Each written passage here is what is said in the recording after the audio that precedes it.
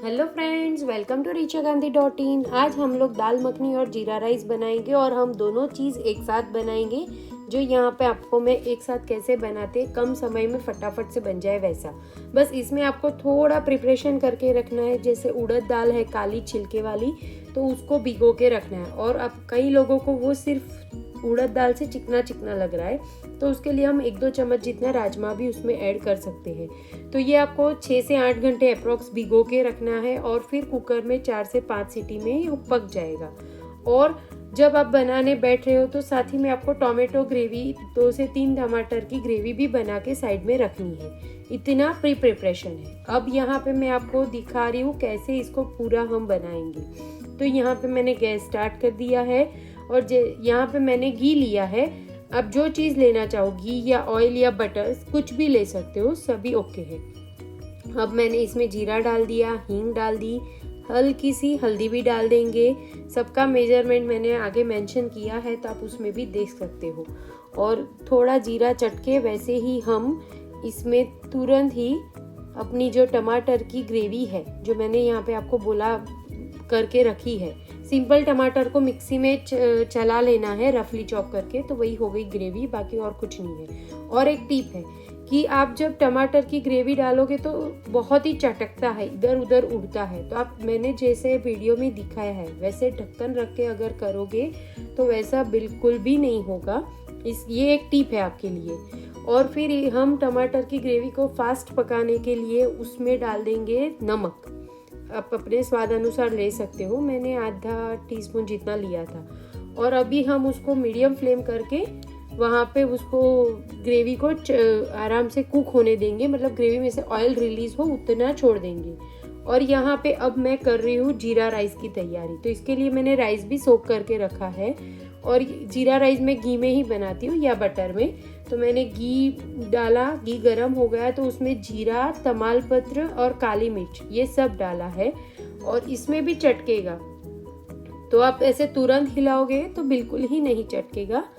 और मैं जो पानी में भिगोया है, जब मेरे को चावल भिगोती हूँ तब मैं जो जितना अपना चावल है उससे 2 से 2.5 गुना जितना पानी लेती हूँ।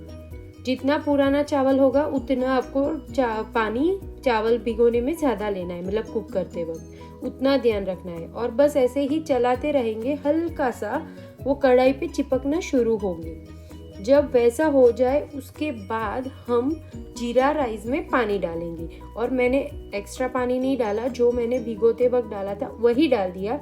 बट अगर आप वैसा नहीं कर रहे हो तो कोई बात नहीं, जितना आपने चावल लिया है उससे 2 गुना आप पानी लेके एक बार बना के देखो। ये डायरेक्ट जीरा राइस मैंने बनाया है, पहले उसको कुक करो फिर उसको फ्राई करो, मैं वैसा नहीं करती हूँ, मैं इसे डायरेक्ट ही बनाती हूँ। बट एकदम ही अच्छा खिला खिला बनता है, जो आपने आगे भी वीडियो मेरे फोटो में देखा। और इसको पूरा कवर करके हम नहीं कुक करेंगे, पहले एक उबाल आने तक हाफ ओपन हाफ क्लोज रखेंगे। अगर आपसे उबाल आ जाता है तो आप एकदम ओपन रख के भी कर सकते हो। और साथ ही में हम साइड में हमारी दाल मखनी की ग्रेवी भी कुक हो गई है कि नहीं, उसमें ऑयल रिलीज हुआ है कि नहीं, वो भी हम देखते जाएंगे। तो दोनों ही चीज़ आपको एक साथ करनी है तो आप कर पाओगे कि इतना दिक्कत नहीं आएगा। और ये अब मैं इसमें ऑयल रिलीज हो गया है तो सारे मसाले डाल रही हूँ। इसमें बेसिक मसाले ही जा रहे, हल्दी तो हमने पहले ही डाल दी, तो लाल मिर्च, धनिया जीरा पाउडर, गरम मसाला और सौंठ जो मैं भूल गई थी तो वो भी मैं डालूंगी। और साथ ही में मैं हल्की सी शक्कर डालती हूँ क्योंकि टमाटर खट्टी रहती है, तो थोड़ा बैलेंस करने के लिए शक्कर डालती हूँ। आप चाहो तो डालो, अदरवाइज आप उसको अवॉइड भी कर सकते हो, कोई दिक्कत नहीं है। और यहाँ पे उबाल नहीं आ रहा था राइस में, तो साथ में मैंने उसमें थोड़ा गैस को हाई किया क्योंकि अभी मुझे दाल मखनी में कुछ देखना नहीं है, वो अपने हिसाब से ही कुक हो रही है। और राइस में उबाल आना शुरू हो गया है, तो हम उसका भी ध्यान रखेंगे। अगर आपसे दोनों हो रहा है तो मीडियम टू फास्ट पे कर सकते हो, अदरवाइज आप स्लो फ्लेम पे भी दोनों ही पका सकते हो।